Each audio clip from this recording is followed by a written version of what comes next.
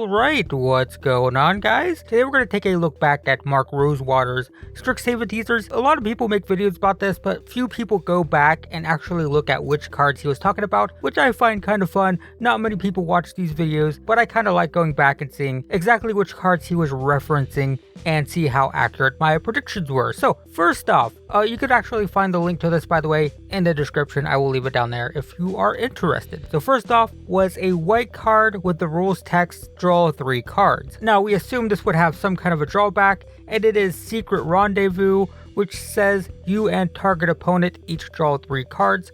Really good in Commander just because you can use it to politic a little bit, to try to give someone a favor, to curry favor, so they don't attack you or whatever. So it's not bad for Commander, not useful at all for Standard, most likely. Next was a Planeswalker but not as you know them. I thought this would be a Planeswalker in a new color, but it was actually Professor Onyx, which is Liliana, just not as we know her because, well, she's Professor Onyx. She's posing as a teacher in Strixhaven. So clever and unexpected. Good job. Didn't expect that. Next is a card featuring Paulo Vitor Damos de Rosa's likeness for winning the World Championship. The thing that made me most interested in this is I wanted to know if it would follow the same rules as the last one. So Javier Dominguez won with mono red aggro, and then they made him into Fervent Champion, which is a mono red aggro staple, right? So I was curious. Paulo won with a blue-white control deck, so I was curious if it would be a blue-white control card. And it's Elite Spellbinder, which indeed,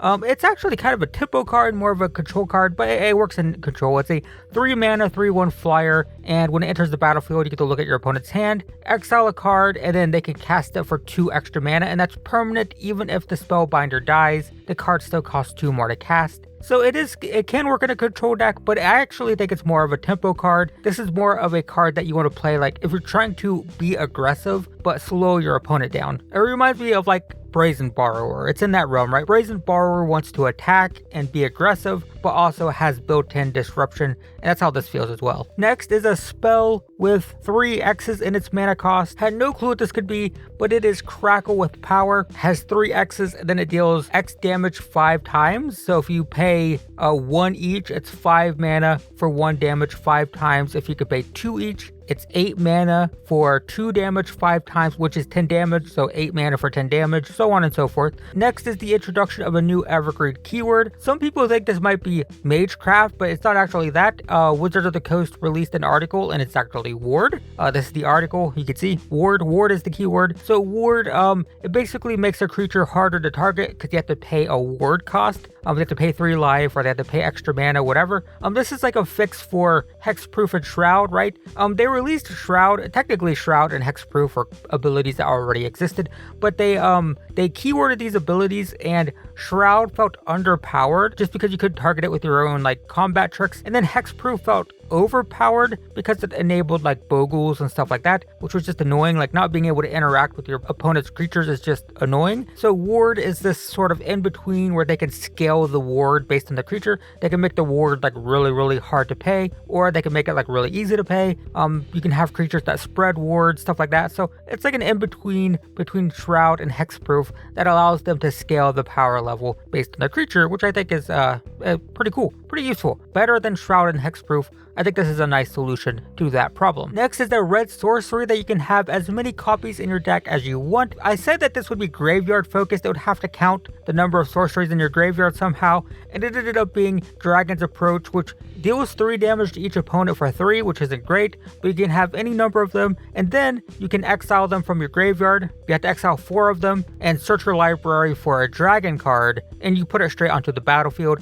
This is best with milling, right? Self-milling. If you could just mill, because you don't want to cast this 3 times.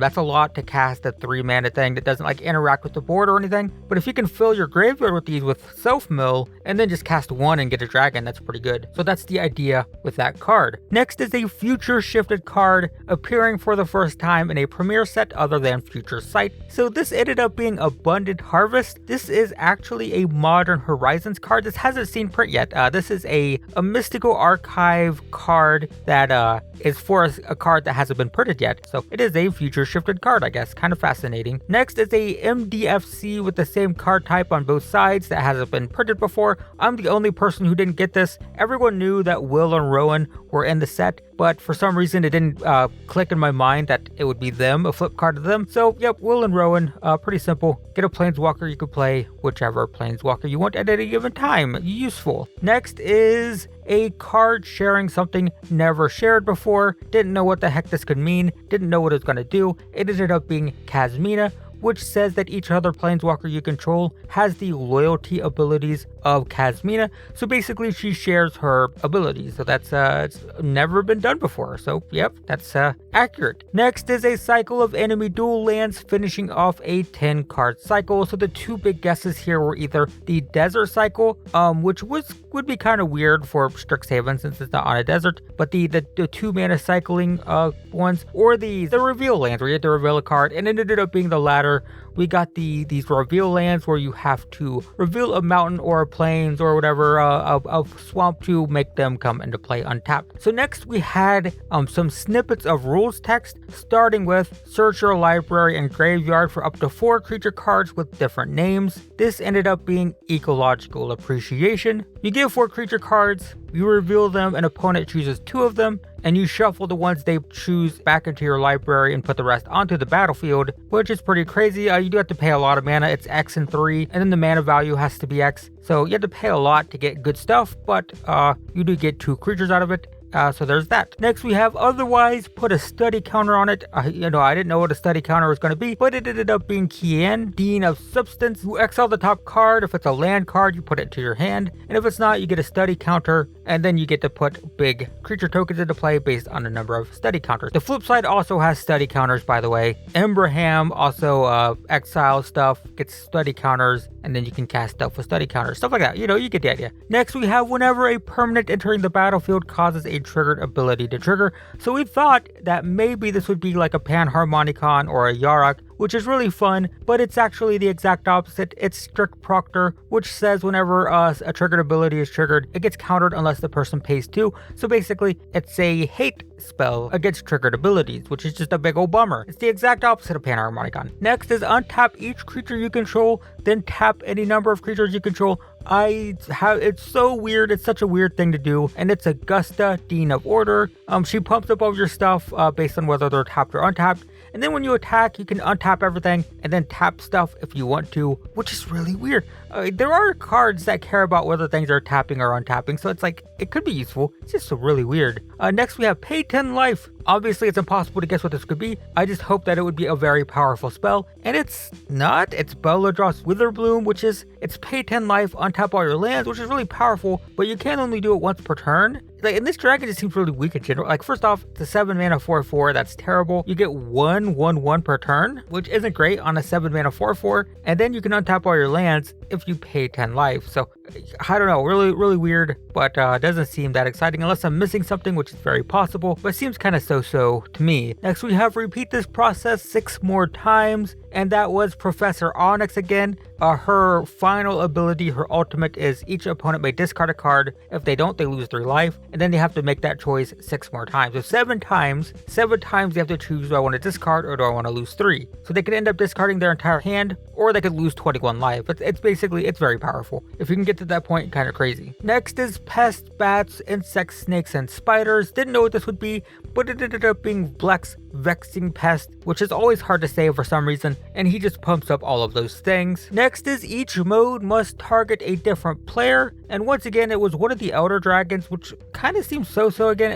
A Shadrix, Silverquill, big dragon, does all kinds of stuff. It's a 2/5, but it has double strike, so it's going to be dealing 4, so right, it's like a 4/5 basically. And then you can choose stuff. It has all kinds of abilities, but because you have to choose a different player and you have to choose 2, your opponent gets one of these. I guess in a control deck, you can choose the opponent to have put counters on their stuff, and if they don't have any creatures because you killed them all, then that's fine. But I don't know, seems kind of so. Could be good, I don't know, but I'm kind of like not impressed. Next we have whenever an opponent activates an ability that isn't a mana ability, and this is Flame Scroll Celebrant, which says whenever they do that, they take a damage. So basically it just punishes people for activating abilities. So we get punished for enter the battlefield effects, we get punished for activating abilities. No fun in this set, you're just punished for everything. Next we have where X is the number of cards in your library.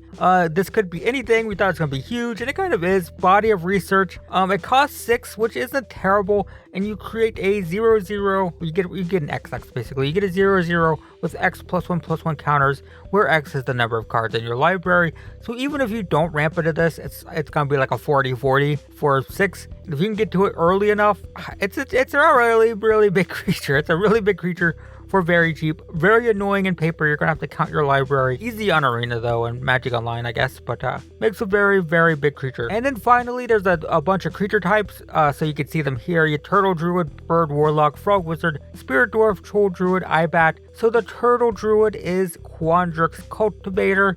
I'm going to go through these really quick. Not going to read the entire card, but Quandrix Cultivator, that's the Turtle Druid. The Bird Warlock was technically Owlin Shield Mage, which we saw earlier because it has Ward. Although technically Brina also a Bird Warlock. Although this isn't technically in the set, this is part of the Commander set. So it doesn't really count, but 2 Bird Warlocks kind of. The Frog Wizard was Burrog Befuddler. I mean, look at that. It is indeed a Frog Wizard. The Spirit Dwarf was Pillar Drop Warden. I didn't know this was a dwarf. I had this in my sealed pool, my pre-release sealed pool on Arena. But yep, the Spirit Dwarf, there you go. The Troll Druid was Honor Troll, which will let you gain some extra life. Also, how is Augmenter Pugilist not a Troll Druid? It's an elf. That's not an. Is that an elf, guys? Guys, is this an elf? Is that an elf? I don't know. Looks like a troll to me. It even has the same horns. What's going on? Okay, is this messed up? Is this a misprint? Guys, can you look at the horns on the Honor Troll, right? Horns coming out of the side of the mouth. Look at the horns on Augmenter Pugilist. But it's an elf druid, not a troll. What is that? That's a misprint, right? Is it? What's going on? Really weird. I'm confused. Anyway, the Ibat is Eye Twitch, which is a giant one-eyed bat. Kinda gross. Next was, we have some legendary creatures, a Vampire Warlock, Orc Shaman, Dryad Druid, and a Construct. The Vampire Warlock is Valentin, Dean of the Vein. Although notably, there are multiple non-legendary Vampire Warlocks. It's almost like we have a Vampire set and a D&D set that could have Warlocks, huh? The Orc Shaman is Rutha, Mercurial Artist, which was something that was difficult to say. The Orc Shaman is Plard, Dean of Chaos. I just love this art for some reason. I don't know, very cool. Dean of Chaos, Orc Shaman. The Dryad Druid is Dina Soul Steeper, although notably once again Willow Dusk from the Commander set, also a Dryad Druid. And the legendary construct is Cody Vociferous Codex, which is not exactly remotely similar to Traxos, which is what I compared it to in my prediction thing video, whatchamacallit. So there you go, guys. That is just a look back at which cards Mark Rosewater was actually talking about. And I like it. I like this. I like going back and seeing which cards he was referencing, and you know, it's fun to guess before you know, but I like going back and seeing how poorly I guessed, and also like the tricky ways in which he hinted at stuff and I didn't realize it, like the Professor Onyx, a planeswalker, but not how you know them. Very clever, good job. Didn't expect that. So there you go, guys. That is the Mark Rosewater Strixhaven teaser in retrospect, I guess. Thanks for watching, and I will see you in the next one.